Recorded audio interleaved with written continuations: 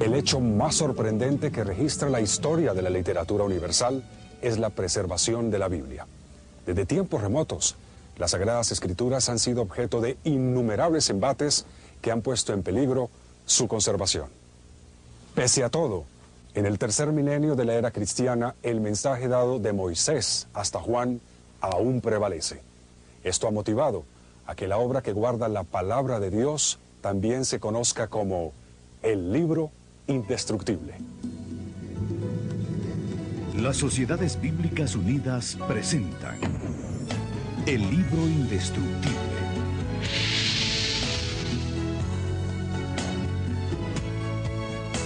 El propósito de Dios ha sido siempre mantener una comunicación clara y directa con su pueblo. Moisés fue el gran líder hebreo con quien el Señor hablaba y quien tuvo la labor de comunicar sus decretos y sus leyes al pueblo hebreo. A esos decretos, ordenados primeramente por Dios y luego escritos por Moisés, se les conoce como Decálogo o los 10 mandamientos de la ley de Dios. Otras leyes fueron dictadas por Dios para moldear el patrón de conducta de toda una nación, con repercusiones que llegan hasta el día de hoy. Estas leyes y estatutos se conformaron en 5 volúmenes o libros, que se conocen como Pentateuco o Torá por los judíos.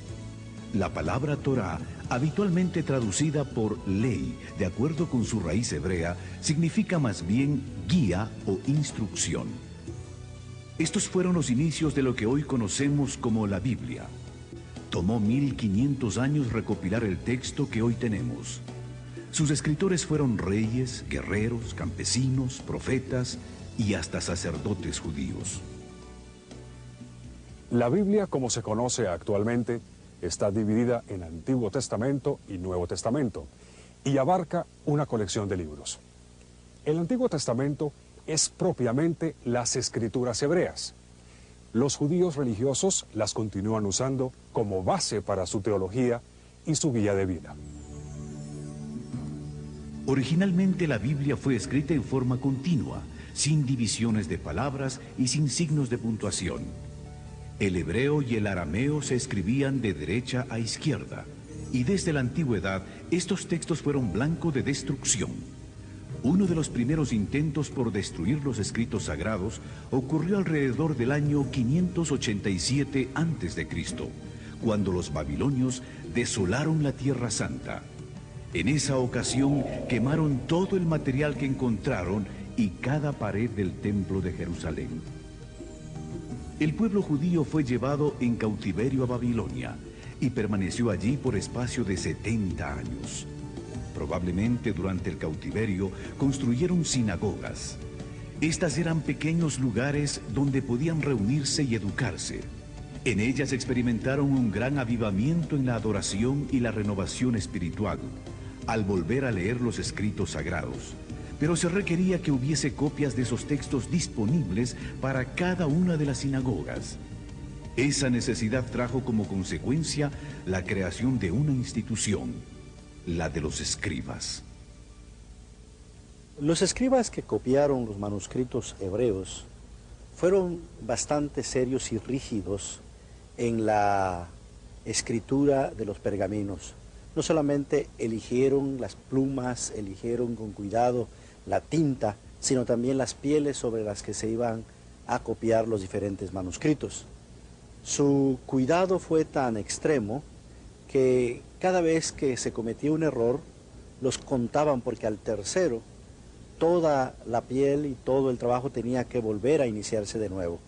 Cada vez que se escribía el nombre sagrado de Dios, se cambiaban plumas y tinta para volver a empezar de nuevo, porque era tanto su cuidado de mantener limpio y santo el trabajo, que hasta en esos detalles ellos cuidaron bastante.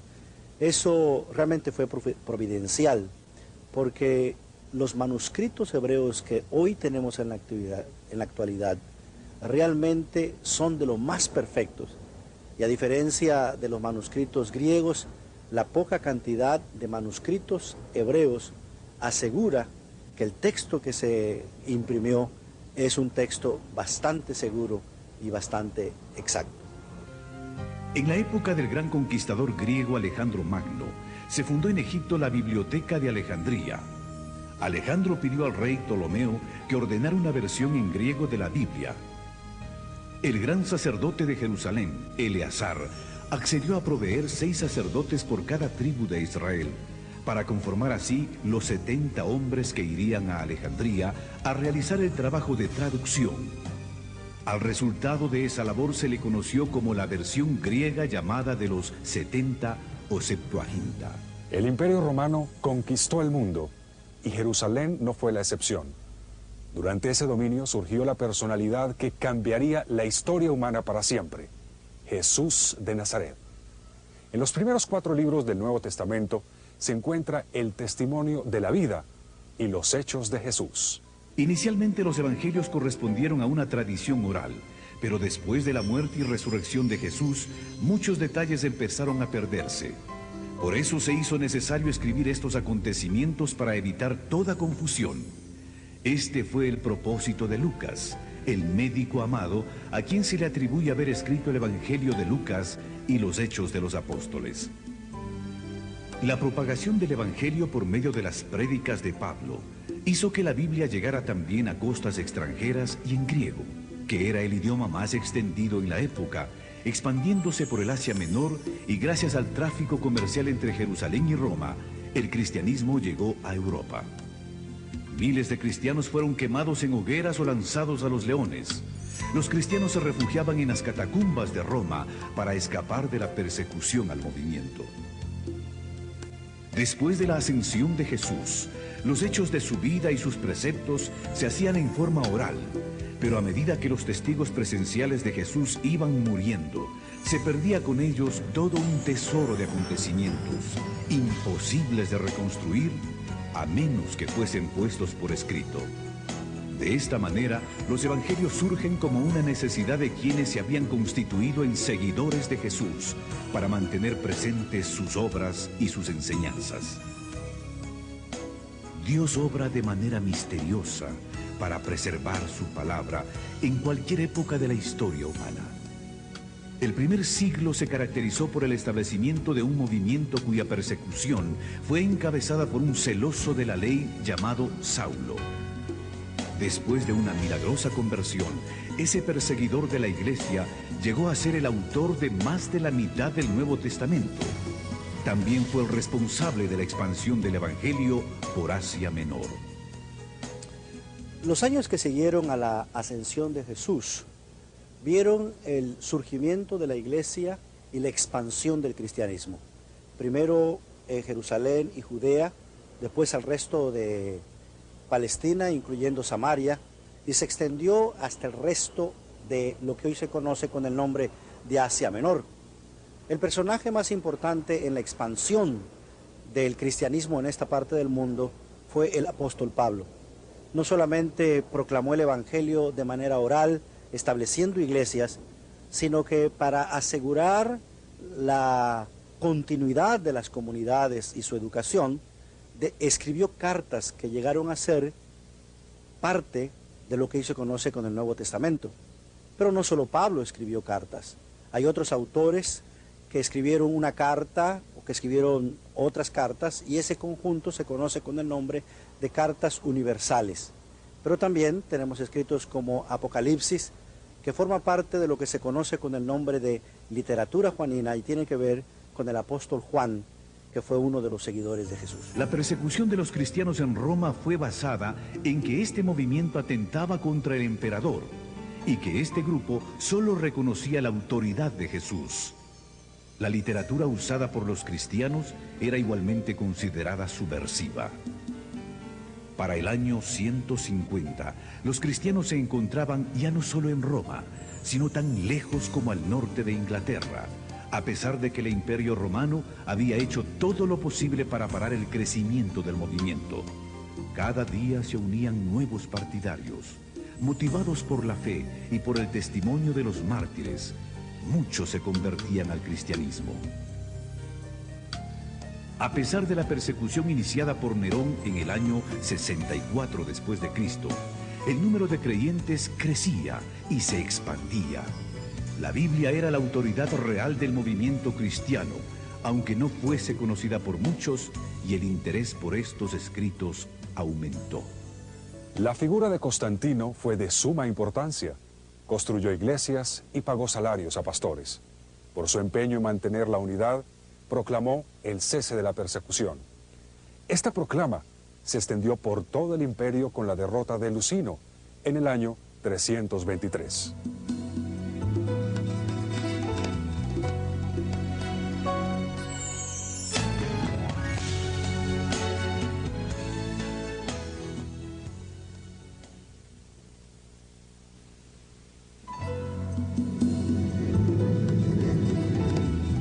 La canonización de los textos bíblicos implicó un proceso lento y de varias etapas.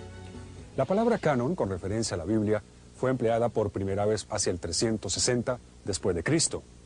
7 años después, este patriarca de Alejandría hizo la primera lista de los 27 libros del Nuevo Testamento.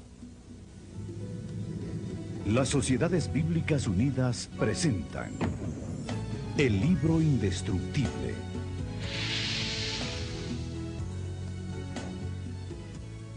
En el año 397, el Sínodo de Cartago dio su primera aprobación a los 27 libros. Con esto se reafirmaba la autoridad del Nuevo Testamento.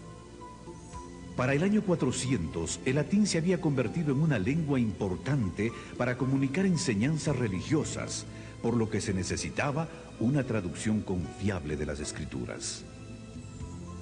Jerónimo se mudó a Belén y se dedicó a traducir las Escrituras al latín. En el año 405 completó su misión. Su trabajo es conocido como la Vulgata, o Biblia de lenguaje común. El latín se convirtió en la lengua oficial de la Iglesia Católica Romana hasta este siglo. Cada nación protestante usó su propio idioma. El griego siguió como idioma oficial en el Oriente. Hacia el año 555, el Imperio Romano iba en decadencia producto de las invasiones de pueblos bárbaros como los germánicos, lombardos y muchos otros, quienes terminaron conquistando el imperio. Desde el siglo V, por mencionar una fecha, el Imperio Romano entra en una gran crisis debido a debilitamiento interno y también a la presión que ejercían las tribus llamadas normalmente bárbaras de las fronteras del imperio hacia afuera, que poco a poco se van infiltrando, se introducen dentro del imperio y luego esto favorece cuando la invasión militar de esas tribus se produce y el Imperio Romano cae. El año 476 se considera como símbolo del tránsito del mundo antiguo a la Edad Media, y esta Edad Media generalmente es considerada como una época de oscuridad, que es una caracterización, en mi opinión, falsa, pues aunque sí hubo ciertos problemas que se plantearon a ese respecto, sin embargo, la Edad Media fue también un foco de cultura, especialmente para transmitir la cultura antigua que llegara hasta el mundo moderno y de hecho hasta nuestros días. En este periodo se crean las universidades, primero a partir de las escuelas catedralicias y palatinas, con Carlomagno, y luego florecen las grandes universidades en varios países de Europa, Francia, Alemania, Inglaterra, España, y esos fueron centros de cultura. Cierto, no era una cultura popular, pero era el centro de cultura que iba a recoger y a crear para el mundo moderno. También a partir del siglo XI se produce un fenómeno muy característico de esta época, que son las cruzadas. Se creó un espíritu, especialmente en el mundo occidental cristiano, y un deseo de recuperar las llamadas tierras santas que estaban en manos de los turcos, de los musulmanes, y se consideraba que eso era casi un sacrilegio.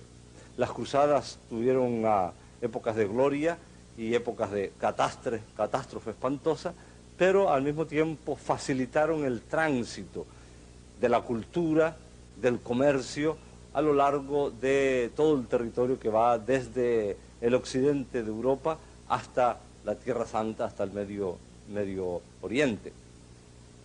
Esto también va creando el ambiente propicio para que ya, especialmente en la última parte de la Edad Media, comenzaran a preocuparse algunos cristianos por traducir textos bíblicos a idiomas, los idiomas modernos de aquella época, puesto que a partir de la traducción de San Jerónimo, conocida como la Vulgata, de la cual ya se ha hablado, el latín se convierte en la lengua oficial de la Iglesia, y la traducción de esa Biblia al latín, la Vulgata, era la traducción oficial que la Iglesia utilizaba para todos sus usos del texto bíblico.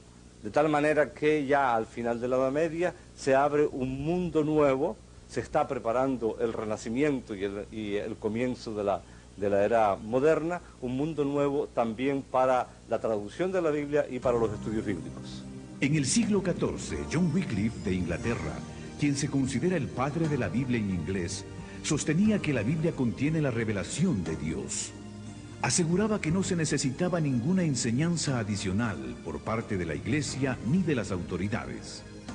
Wycliffe reiteró que la Biblia debía ser traducida al lenguaje del pueblo. La Biblia en inglés no era conocida en Inglaterra, puesto que se contaba con la versión latina de Jerónimo del año 405. Wycliffe terminó la traducción del Nuevo Testamento a partir de la Vulgata latina en el año 1380. En 1382 se terminó el Antiguo Testamento. Por primera vez, el pueblo de Inglaterra tenía en sus manos una Biblia en su propio idioma. En esos días, una Biblia era costosa y no todo el mundo podía obtenerla. Algunos daban las ganancias de un mes de trabajo para obtener una página de la Biblia. Con su aporte, Wycliffe había cambiado la historia de Inglaterra. Hasta el día de su muerte se mantuvo a la vanguardia, enfrentando a los poderes que mantenían al pueblo prisionero de una tradición religiosa impuesta por la fuerza. Las ideas de Wycliffe fueron tan temidas que después de su muerte, toda la literatura que había producido fue prohibida. Y aún más, John Huss, de Bohemia, un admirador de Wycliffe, murió quemado en la hoguera en el año 1415, condenado por el Concilio de Constanza. La indignación de la Iglesia fue tal que desenterró los restos de Wycliffe, los quemó y luego los arrojó en el río Swift. Una vez más, la Biblia era el eje central por el que los cristianos comprometidos estaban dispuestos a arriesgarlo todo, aún sus vidas, para que la palabra de Dios llegase a todo ser humano. Martín Lutero inicia un hecho que cuando lo realiza no debió haber tenido mayor significado. De hecho, ya había hecho algo semejante años antes y lo que él había hecho había pasado casi inadvertido. El 31 de octubre de 1517, Martín Lutero coloca en la puerta de la abadía de Wittenberg, en cuya universidad Martín Lutero era profesor de Sagrada Escritura, 95 tesis en las que él cuestionaba algunas cosas que le parecían que debían cuestionarse respecto de la actitud de la Iglesia oficial, la Iglesia dominante, la Iglesia católica.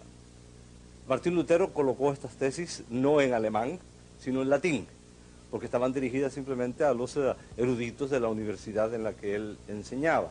Y lo único que él pretendía era iniciar una discusión académica con sus colegas sobre los temas que él planteaba.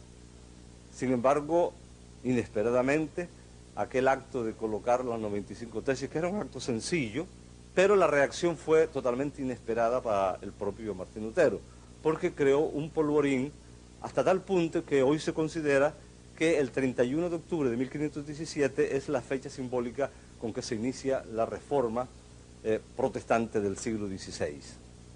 Entran en ejercicio los órganos supremos de legislación y de autoridad en el imperio, y en 1521 Martín Lutero es llamado a la Dieta de Worms para que se retractara de las doctrinas que estaban enseñando. Es famosa la frase, probablemente un poco apócrifa, legendaria, pero simbólica, en que Martín Lutero se planta frente a la Dieta y sostiene que a menos que le convenzan con el texto de la Sagrada Escritura en la mano de que él está equivocado, él no va a retractarse. Amigos de Martín Lutero lo secuestran literalmente cuando sale de la dieta, lo llevan al castillo de Wartburgo y a eso que al principio podría parecerle a uno que fue también una especie de pequeña catástrofe, se convirtió en algo muy significativo. Porque mientras estuvo en el castillo de Wartburgo, Martín Lutero tradujo el Nuevo Testamento del griego al alemán, iniciando también de esta manera a algo muy significativo, porque años más tarde termina la traducción completa de la Biblia y los especialistas en germanística señalan que esa traducción fue un hito muy, pero muy significativo en la formación de la lengua literaria de lo que hoy es el alemán. La traducción de Martín Lutero se convierte también en símbolo porque entonces comienzan también a producirse traducciones en las otras lenguas de la Europa de la época. Pero en 1529 fue derogado dicho principio y se prohibió la difusión de la religión evangélica. Entonces fue presentada una protesta formal. En la misma se afirmaba que en asuntos de religión cada quien debía seguir a su conciencia. De ahí el nombre de protestantes, con el que se conoció a los seguidores de Lutero, Zwinglio y Calvino. La primera Biblia en francés es la aparecida en 1535, en versión de Pierre Robert Olivetan, primo de Calvino. Lutero proclamaba que la única fuente de verdad era la Escritura. Los movimientos de reforma religiosa estaban por esta época bastante difundidos en Europa. Se contaba con Erasmo de Rotterdam, John Colet en Inglaterra, Jacques Lefebvre en Francia, Francisco Jiménez de Cisneros en España, Juan Valdés en Nápoles. También apoyaban a Lutero los nacionalistas alemanes liderados por Ulrico von Hutten. En la Inglaterra de 1519 se destacó un joven estudioso en la Universidad de Cambridge, William Tyndale. El joven entendió que si el Nuevo Testamento tenía tanto efecto en los intelectuales de Cambridge, la palabra de Dios haría mucho más en los campesinos. A partir de esta conclusión, Tyndale empezó su misión de traducir la Biblia en inglés, teniendo en mente a la gente común. Tyndale tuvo que salir de Inglaterra para poder hacer su trabajo de traducción, porque en este país había prohibiciones de usar una Biblia que no fuera en latín. En 1524 viajó a Hamburgo para finalizar su traducción del Nuevo Testamento. Al igual que Lutero, Tyndale utilizó para su labor los textos griegos de Erasmo y la Vulgata latina, así como las traducciones hechas por Lutero al alemán. En diciembre de 1525, Tyndale imprimió el Nuevo Testamento e hizo los arreglos para introducirlo en Inglaterra de manera clandestina en sacos de harina. La llegada de la literatura en inglés fomentó el descontento oficial. Los problemas en la distribución empezaron cuando los Nuevos Testamentos tuvieron que ser introducidos en Inglaterra, usando diferentes vías como marinos mercantes y hombres de negocios. Las autoridades inglesas estaban activas. Arrestaban a todo aquel que encontraban con un ejemplar. La expectativa de poder leer la Biblia en inglés fue tan grande que la gente se arriesgaba a pesar de las amenazas. Cada libro de Tyndale que las autoridades encontraban era quemado. El obispo y el cardenal de Londres quemaron 158 cajas del Nuevo Testamento de Tyndale. Pero mientras en Inglaterra lo quemaban, cientos de ejemplares eran impresos en Alemania. Por espacio de 10 años, la destrucción sistemática del libro continuó en Inglaterra, y los difusores eran puestos en prisión o quemados en la hoguera. A pesar de que las autoridades hacían esfuerzos por parar el trabajo de Tyndale, este lo continuó desplegando fervientemente. Tyndale fue traicionado, arrestado y puesto en prisión en Bélgica por año y medio. Luego fue enviado a la hoguera. Otro hombre, Miles Coverdale, terminó el trabajo de traducción de la Biblia basado en el trabajo de Tyndale. Esta Biblia salió de la imprenta en 1535. 2 años más tarde, el rey de Inglaterra consintió en hacer uso de la Biblia en idioma inglés. La próxima medida fue que se colocara una Biblia grande en cada iglesia. En 1604 el rey James autorizó la traducción de la Biblia. Para lograrlo, juntaron a los 40 eruditos más destacados de Inglaterra, entre los que se encontraban los decanos de Cambridge y Oxford. Finalmente, este gran esfuerzo terminó siendo la Biblia de más distribución en el mundo de habla inglesa. La Biblia versión King James, que lleva el nombre en honor al rey. Definitivamente, este gran libro superó todo, los tiempos, las oposiciones, convirtiéndose en el libro indestructible.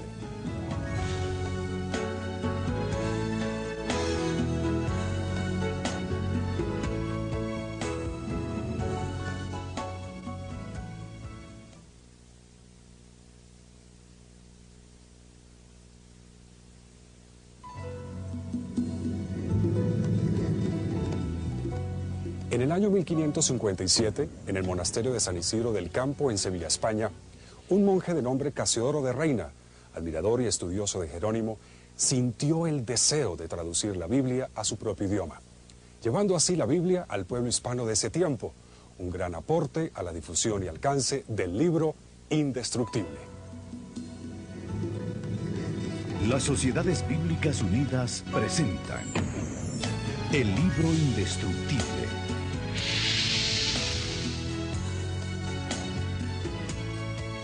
El primer intento de traducción de Casiodoro de Reina fue un salmo, el que luego llevó como regalo a una rica y piadosa mujer de nombre Isabel, muy devota de la fe cristiana.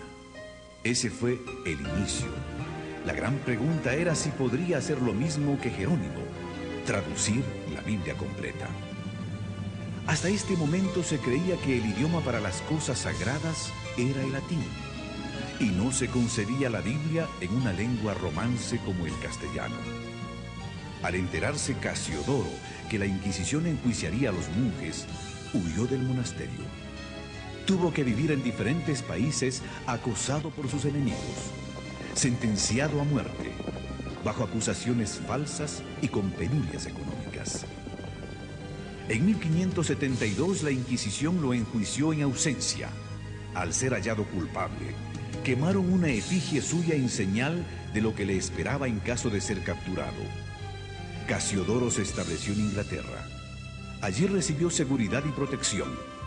La reina le otorgó una pensión para que pudiera continuar con la traducción de la Biblia, pero la persecución no se detuvo. En 1563 sus enemigos le hicieron acusaciones morales. Tuvo que volver a huir, y eso empeoró su imagen y reputación. Después de 12 años de intensa labor en medio de viajes, intrigas, enfermedades y toda clase de contratiempos, en 1569 en Basilea, Suiza, se publicó su traducción de la Biblia al castellano.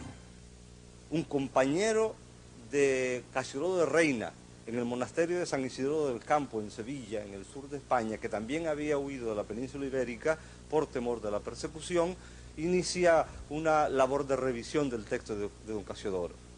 En la presentación que hace al inicio de su obra don Cipriano de Valera, habla muy elogiosamente de la obra de Casiodoro de Reina, señala que ya es imposible conseguir ejemplares, y decide hacer la revisión para ponerla al día porque había habido algunos cambios en cuanto al uso del idioma, sobre todo, y algunos principios que había seguido un Casiodoro de Reina que Cipriano consideraba que debía cambiar. En 1602, en Ámsterdam, se publica lo que a mí me gusta llamar la primera auténtica y original Reina Valera, es decir, la primera revisión que se hace del texto de Reina por don Cipriano de Valera. La revisión de Reina Valera ha sido el texto bíblico más usado por las iglesias evangélicas de habla castellana, tanto en España como en Hispanoamérica y en otras partes donde se usa nuestro idioma. El texto revisado por don Cipriano de Valera, por supuesto, en 1602, fue sometido a diversas revisiones a lo largo de los siglos, muchas de ellas muy poco conocidas, y luego cuando se forman las primeras sociedades bíblicas y después, posteriormente, las Sociedades Bíblicas Unidas, se hacen las revisiones más conocidas en el día de hoy. La de 1909, publicada por la Sociedad Bíblica Británica y Extranjera, es la Biblia con la que yo me eduqué en la fe. La de 1960, que es la de más amplio uso en la actualidad, y la de 1995, la última revisión hecha por Sociedades Bíblicas Unidas, que ha entrado en circulación entre el pueblo cristiano del mundo de habla hispana hace varios años. La persecución en Europa llevó a un grupo de puritanos a convertirse en peregrinos que después emigrarían de Ámsterdam a Inglaterra, buscando la manera de salir hacia nuevos horizontes. Y así fue como en 1620 llegó la Biblia a los Estados Unidos. Los primeros 600 ejemplares de la Biblia en español, enviados por la Sociedad Bíblica Británica y Extranjera, llegaron a Buenos Aires y a Montevideo en 1806. Entre 1804 y 1807 se imprimieron 20.000 ejemplares del Nuevo Testamento en portugués, que marinos y comerciantes distribuyeron en las costas de Brasil. Entre los años 1808 y 16 se repartieron en las Indias Occidentales, Honduras y las Guyanas 4.000 ejemplares de la Biblia y 11.500 Nuevos Testamentos en español, francés, inglés y holandés. Comerciantes, viajeros y piadosos capitanes de barcos también diseminaron ejemplares del texto sagrado por las costas de América Latina. Parece que las primeras sociedades auxiliares para la distribución de la Biblia en América Latina fueron las organizadas en 1818 entre los negros de Barbados y Bermuda. 4 años antes de la liberación de los esclavos en el Caribe, se publicó una edición bilingüe del Nuevo Testamento en dialecto africano e inglés, que fue destinada a los misioneros moravos en Surinam. De ella se realizaron subsecuentes ediciones hasta 1889. Sin lugar a dudas, el misionero más dedicado a la obra de la distribución de la Escritura en este periodo fue James Diego Thompson. Viajó por iniciativa propia a América Latina para promover el método lancasteriano de educación, usando la Biblia como texto principal. Desde 1818 estableció escuelas y distribuyó la palabra de Dios en Argentina, Uruguay, Chile y Perú, antes de servir como agente de la Sociedad Bíblica Británica y Extranjera en Ecuador, México, el Caribe y Canadá. Por fin la Biblia había llegado a las Américas. La versión conocida como Reina Valera comenzó a afianzarse en el territorio de habla hispana. Pero la labor no concluía ahí. Había que traducirla a los diferentes idiomas que se hablan en el continente y mantenerla actualizada de acuerdo a los cambios propios de cada idioma. Este texto pretende poner el texto de Reina Valera acorde con el uso de la lengua a fines del siglo XX y principios del siglo XXI, puesto que el texto anterior de 1960 tenía muchas características que eran propias de la época cuando se hizo esa revisión, pero que no calzan en la actualidad muy bien con la manera como nosotros usamos hoy el idioma. Fue hecha por un equipo multidisciplinario de varias partes del mundo de habla castellana, incluyendo la península ibérica y varias regiones de América Latina. Dios nos ha bendecido permitiendo que investigadores, arqueólogos, biblistas, eruditos, etcétera, logren sacar a la luz, a veces encontrándolos en bibliotecas que nadie registraba, especialmente en los archivos antiguos, documentos que son de un valor incalculable para los estudios de la Biblia, para los estudios de la época cuando se escriben ciertas partes de la Biblia, en particular el Nuevo Testamento, y también para la traducción bíblica. Me refiero a los documentos de Qumran, que salen a la luz los primeros en 1947 y que poco a poco va revelando que no se trataba solamente de unos pocos documentos en una cueva allí en Qumran, cerca del Mar Muerto, sino que esparcidos en 11 cuevas distintas se encontraron muchas tinajas que contenían manuscritos bíblicos que permitieron a los especialistas, permitieron y permiten a los especialistas conocer más de la época del Nuevo Testamento, de la época en que vivió a Jesucristo, porque se calcula que esos documentos corresponden a esa época, cuando fueron escritos, y que probablemente fueron escondidos allí para librarlos de los ataques romanos, que van a concluir con la destrucción del Templo de Jerusalén.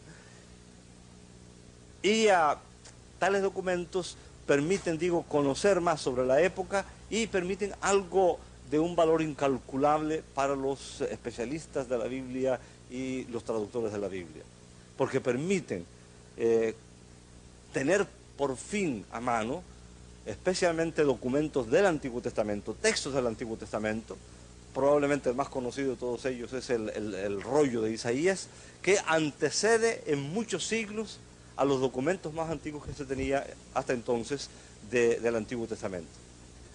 Los que han estudiado un poquito acerca de este tema, no me refiero específicamente a los documentos de Qumran, sino al tema general de la Biblia, pueden imaginarse el significado que puede tener a la mano un documento del Antiguo Testamento cuya copia más antigua es del siglo X de nuestra era, y de repente tener en la mano un documento de ese mismo texto bíblico que antecede en unos siglos a la era cristiana.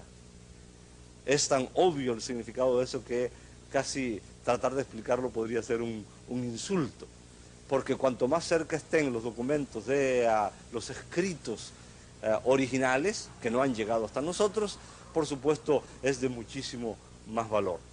Los manuscritos descubiertos preceden en siglos a los que se tenían para estudiar, comprender y traducir el texto hebreo.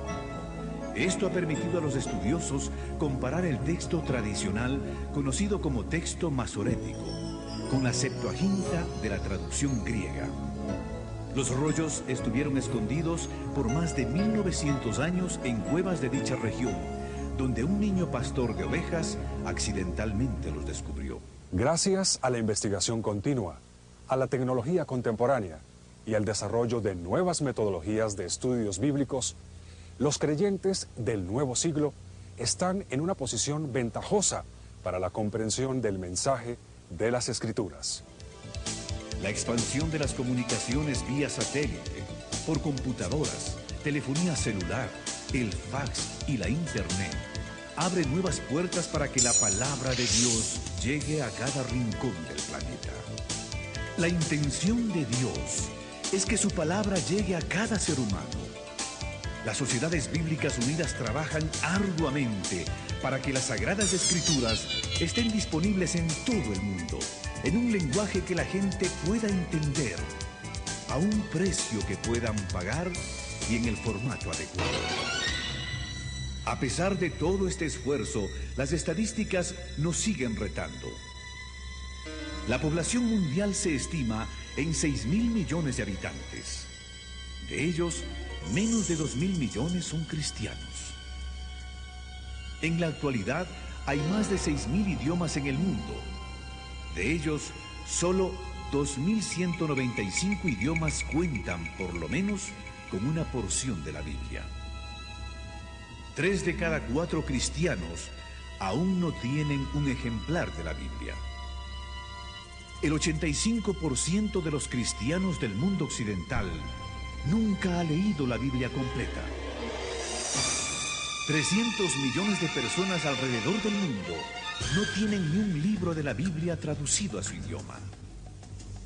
2.000 millones de personas no tienen acceso a la palabra de Dios porque no pueden leer la Biblia o porque no la tienen disponible en medios no impresos. Las Sociedades Bíblicas Unidas han publicado varias versiones contemporáneas de la Biblia en castellano.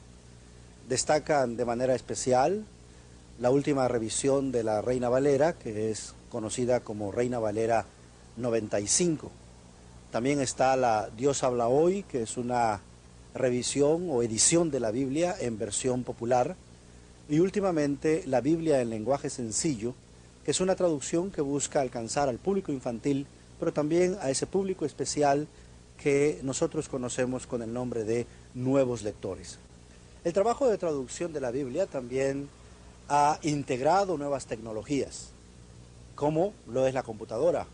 Hoy día, prácticamente en todos nuestros proyectos de traducción, la computadora ha venido a jugar un papel muy importante, no solamente en la traducción del texto mismo, sino en el uso de diferentes herramientas que han venido a agilizar el trabajo de traducción. Y llama la atención hacer la comparación entre los primeros materiales que se usaron para la transmisión del texto, los papiros, los códices, los pergaminos, cuando vino la imprenta, el papel. Así que le damos gracias a Dios que nos ha permitido que cada vez que surge un elemento nuevo en la tecnología puede ser de inmediato integrado en nuestro trabajo de traducción. Y esto pues no solo se nota en la traducción, sino también en la producción y en la distribución de las Sagradas Escrituras.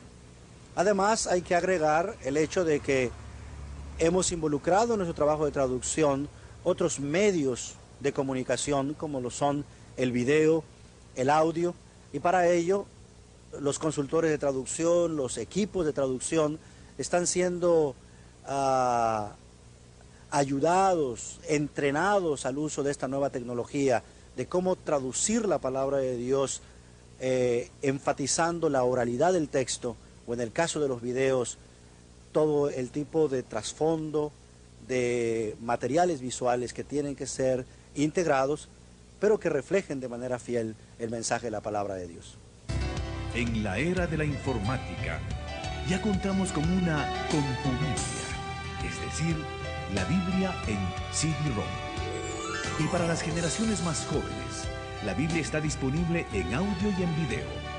Para los invidentes o aquellas personas con problemas visuales, la Biblia está disponible en el sistema Braille de lectura. La historia de la Biblia nos presenta un libro que fue perseguido por sus enemigos y protegido por Dios. Porque su propósito es comunicar salvación a todas las generaciones. Gracias a todo el esfuerzo, la fe que una vez fue dada a los santos nos fue entregada en herencia. La palabra divina que la genera llegó hasta nosotros. Tertuliano, uno de los padres de la Iglesia en Occidente, declaró: la sangre de los mártires es la semilla de la Iglesia. Y eso se hizo evidente cada vez que un cristiano fue martirizado, porque Dios levantaba 10 creyentes para que tomaran su lugar. 4000 años son difíciles de resumir, pero la Biblia no es lo único que ha resultado del largo proceso de formación del canon. La colección de los libros considerados como inspirados por Dios también nos hablan de nuestro constante peregrinaje de fe. En este nuevo siglo, hagamos como el pueblo hebreo, que un día al regresar del exilio volvió a la Biblia y sus corazones se llenaron de gozo y esperanza para el presente y el futuro.